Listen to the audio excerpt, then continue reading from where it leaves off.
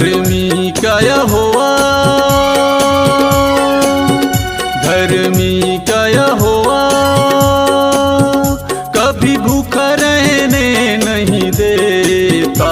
इसलिए प्रभु का ध्यान करो, इसलिए प्रभु का ध्यान करो। धर्मी का यहोवा, धर्मी का यहोवा कभी भूखा रहने नहीं देता। इसलिए प्रभु का ध्यान करो, इसलिए प्रभु का ध्यान करो। धर्मी का यहोवा।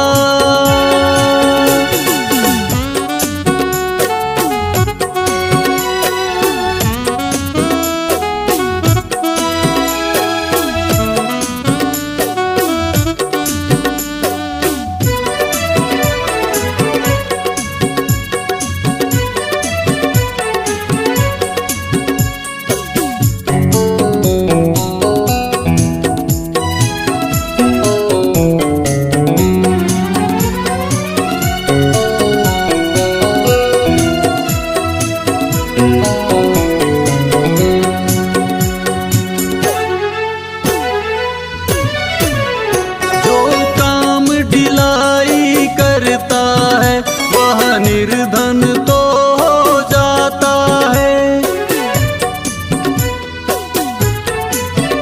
और उसकी जय होती है जो प्रभु यीशु की बड़ाई करता है। जो काम ढिलाई करता है वह निर्धन तो हो जाता है और उसकी जय होती है जो प्रभु यीशु की बड़ाई करता है। प्रभु यीशु की बड़ाई करता है। धर्मी के घरों को कभी यीशु न उजड़ने देता। इसलिए प्रभु का ध्यान करो, इसलिए प्रभु का ध्यान करो। धर्मी का यहोवा।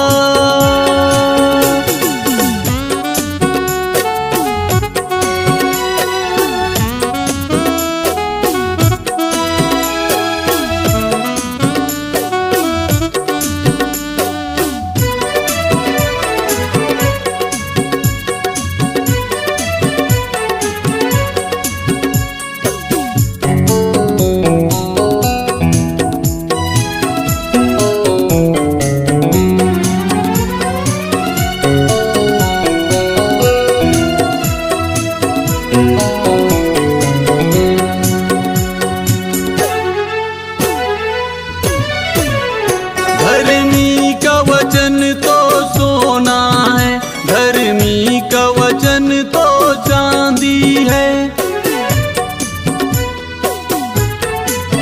दुष्टों का मन अति हल्का है, इसलिए पापियों को रोना है।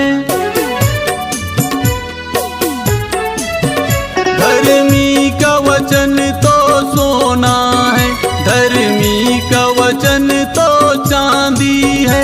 दुष्टों का मन अति हल्का है, इसलिए पापियों को रोना है।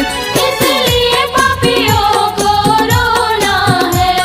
दुष्टों का अभिलाषा खुदा पूरा नहीं करने देता।